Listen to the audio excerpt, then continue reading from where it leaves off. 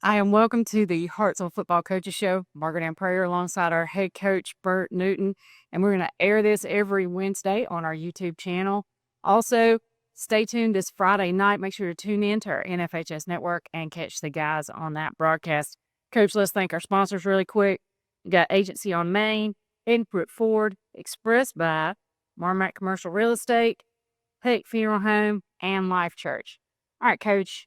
Got a couple of short questions, then a couple of long ones. First one, 63-0. Did you accomplish your goals? I thought we started really slow. I could tell from the beginning of the day, from our first meeting, that we weren't as locked in as we should have been, and kind of let it go. Same thing when we went to partner stretch. Again, kind of let it go. We just kind of see how they react.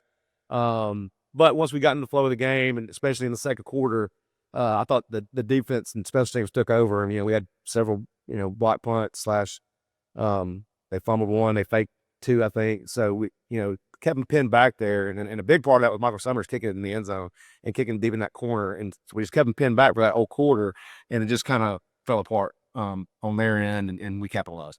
Well, and that was my second question, was special teams. So you thought we did what we were supposed to do? I thought Michael had a tremendous game. We only punted once, and then that team was solid.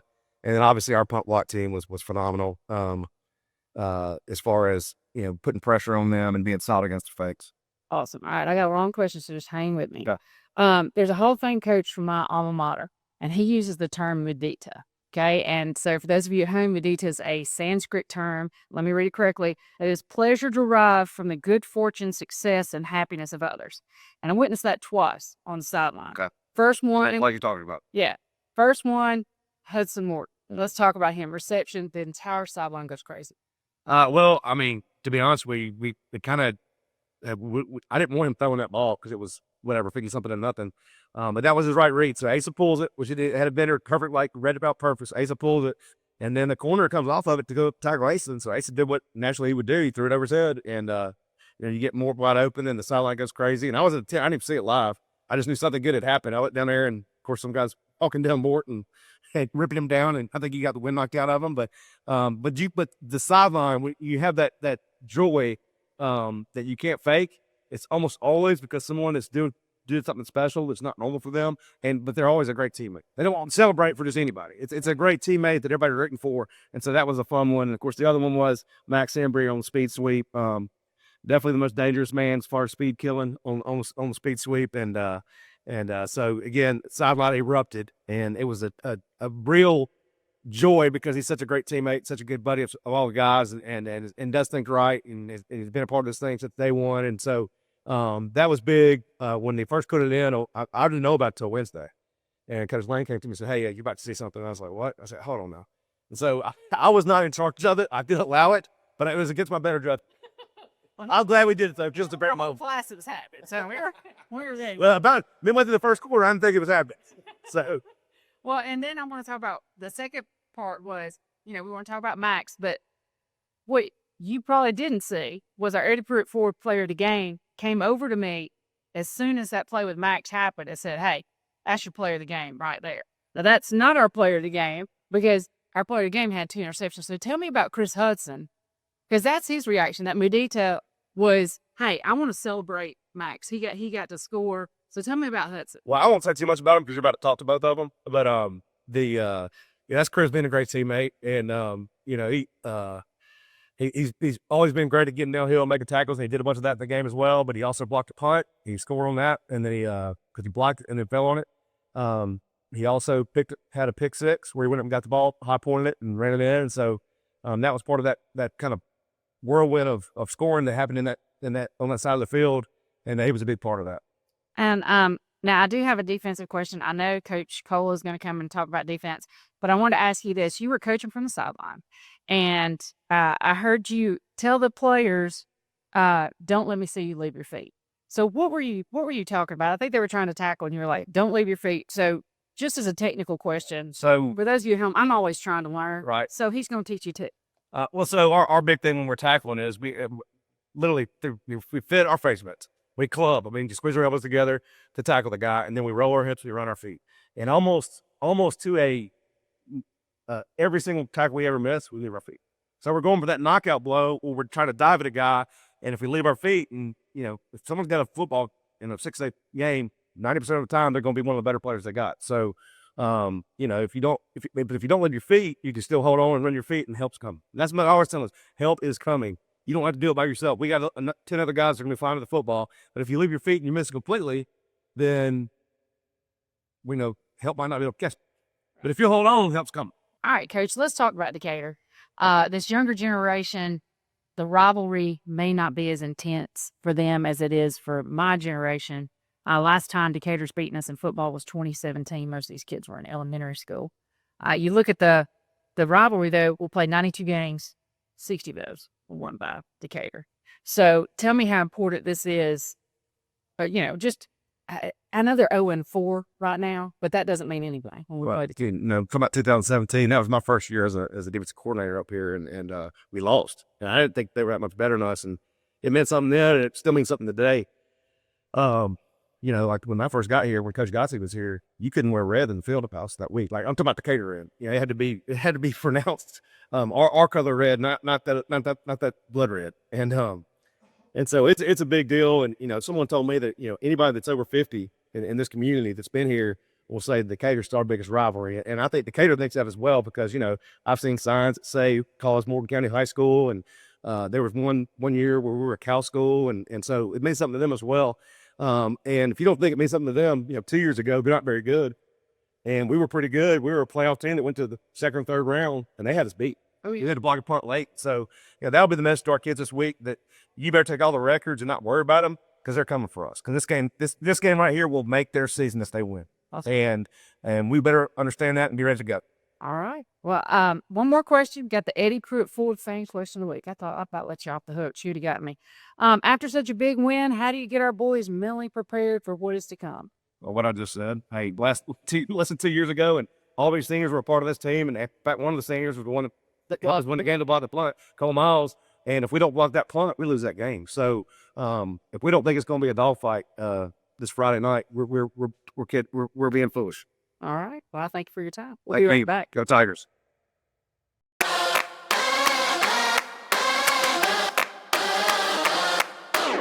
Come see us at Eddie Pruitt Ford. We're a proud supporter of Hartselle Athletics.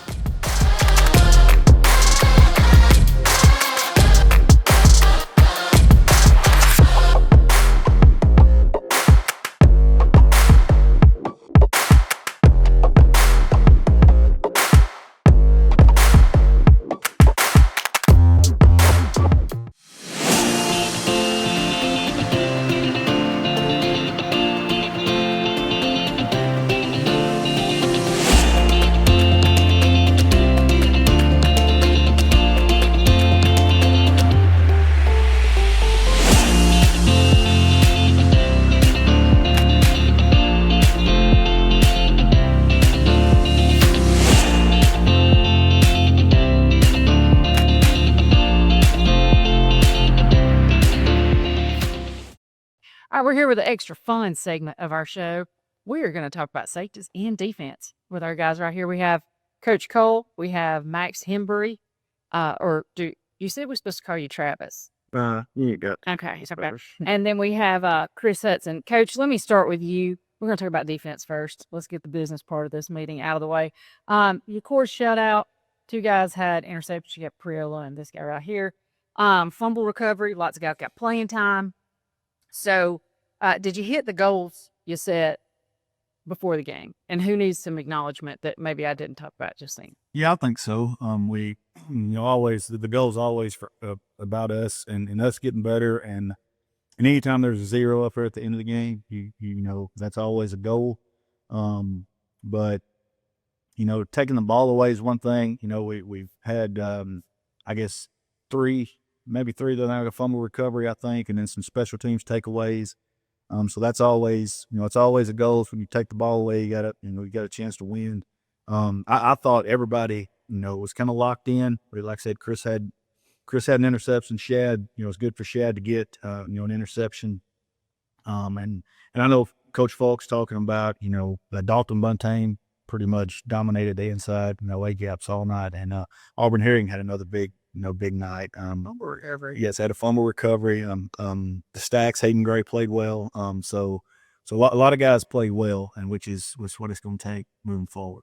when we were looking, let's get back to that stat sheet. Last week, lots of missed tackles. You said that was going to be a focus during the off week. So did we improve on that?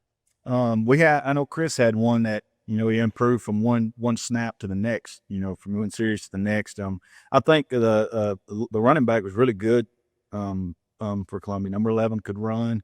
I think we had missed some tackles just simply because I think his speed kind of surprised us a little bit, and we can't let that happen.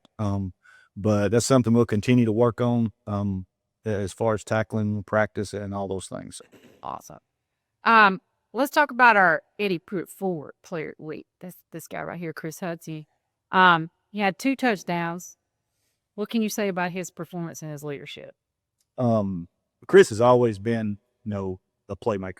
He, as far as, our offense, and they know who he is from his physicality, going across the middle and things like that. Really good tackler. And so he's always been a guy that's been in position to make plays and made plays when they're there. We will continue to work on, eye discipline with him and things like that, which will put him in position to make more plays. But, as far as everything you want from a safety, from a downhill tackler to, covering pretty much the entire field, and then making the plays when they're there to be made. If the ball's in the air back there, you better go get it.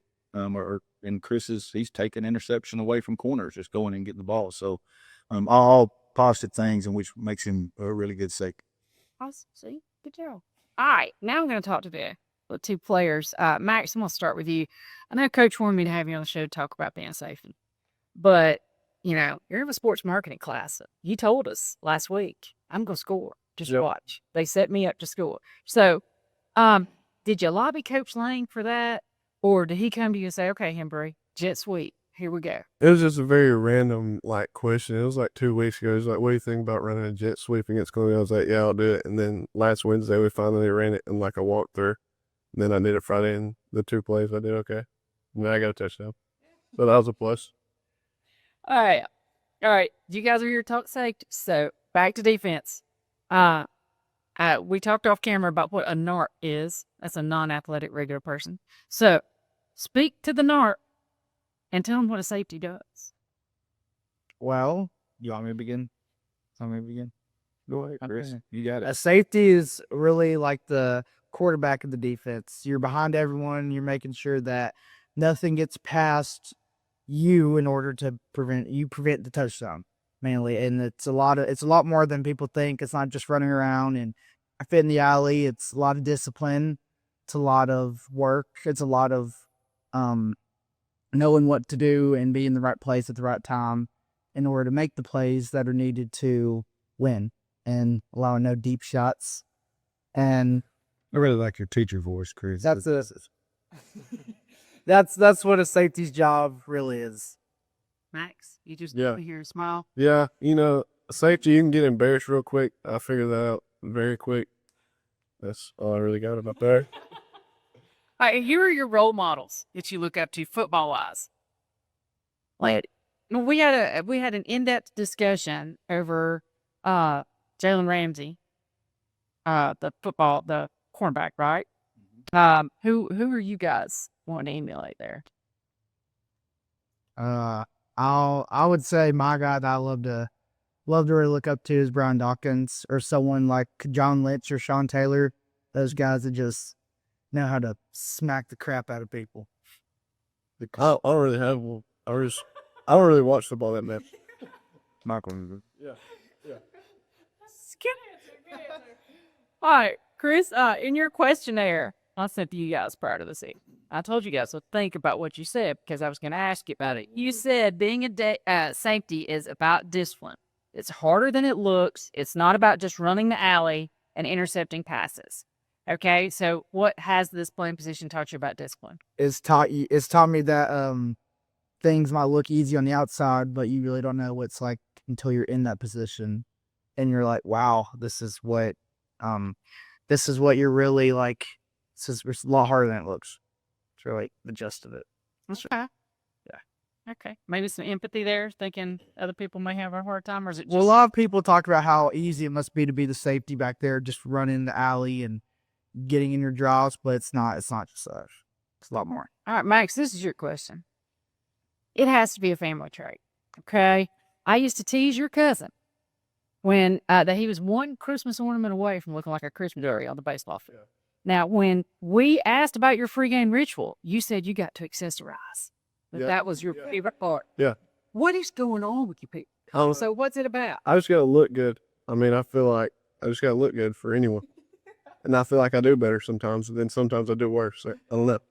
It's just something about it. Okay. That's good. That's good. That's like that thing. Uh, Play good. yeah, that's right. Chris, when I asked you who was the best person on the team to have the end zone dance, okay? And you could just have one person dance and one person hand the ball off. You said Kane Falciani needs to just get down there and just let her go, right? But that you should only hand the ball off. Are you that bad of a dancer? I can't dance. I mean, I don't know if you've seen my TikToks before, but they're pretty bad. Are you? I mean, they ended one has a bar stool in the T-Fox soup. So it's pretty bad. Okay. All right. I've got one more question for you guys, and then you'll be off the hook. When I had Jaheim and Jaden Morris on here last week, I asked them what moment made them. It was their why. Okay. It was like, this is why I do it. And what's funny is their answer had nothing to do with a play, but you guys can pick whatever. So, what was your moment in football that you're like, gosh, this is why I love this game? I see your face. Probably my touchdown Friday night. I just felt really, really good. I have a touchdown. Awesome. Well, I've always played football growing up, and I was a little kid that always saw the big varsity guys. Like, wow, like that's gonna be me one day. And now being the guy that's like the varsity guy, it's like I've got it. Like I want those kids to look up to me, have something to look up to, and try to play their best. Care about that. Awesome. Coach, you got anything to chime in? No, this group's a really fun group to coach. And we have some times where we kid around and things like that. But bottom line is when we practice and we play, they really get after it, and they're fun to coach. We just sit and do things like this. And Chris is full of just all kinds of awesome information that all those kinds of things. And With my teacher voice. yeah, he changes accents when he has to teach the teacher voice and stuff. So just a lot of good conversation. But then when it's time to get down to business, they're a fun group to coach. So Awesome. good group. Thank you guys for your time. I know you got to get back to class. We'll be right back. When it comes to college sports, whether it's football, basketball, baseball, or softball, Hartselle is pretty much a town divided. But when it comes to our hometown athletes, we are all Team Tiger, and at Agency on Main, we want to be your hometown real estate team. Whether you're buying or selling, residential, commercial, land, or auction properties, trust the professionals at Agency on Main for all your real estate needs. Go Tigers!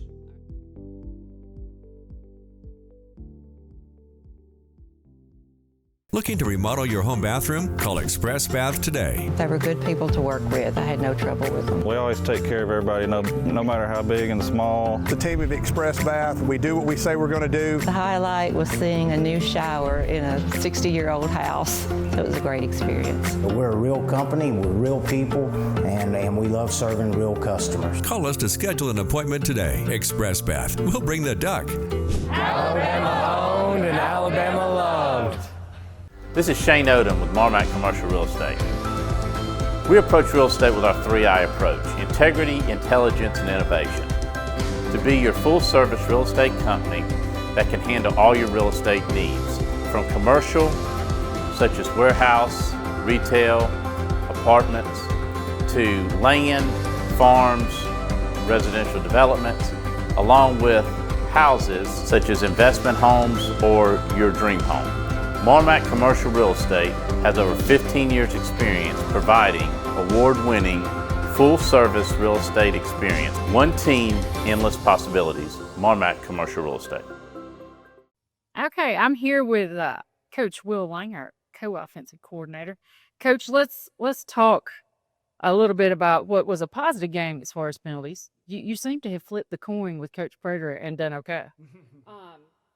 Things were awful on your first drive. QB1 said it was the balls. Care to elaborate? Well, it did rain pretty good before. So I'm sure, he has small hands, so it's kind of it's tough for him when it rains a little bit. So we had to deal with that adversity. The second play, it slipped out of his hands. We were throwing, it was open, but it just slipped out of his hands. But I'll also say this, like, I know they've lost a ton of games in a row, but they are better. And and in the box in particular, they were like, they were downhill right now. And so some of that, truthfully, was they played pretty well in the box early. And they had a ton, everybody that was not in coverage was in the box. So it's tough sledding as far as in the run game goes. But yeah, the rain kind of threw a little tweak in there, which is good. We needed that. So yeah, a nice. If you're going to have a hiccup like that, it was better this game for some of that. 12% rule. I noticed we were at 23%. Was that because I noticed we have 44 offensive plays? We usually have a lot more. Yeah. What was going on with that? Or was it the first drive?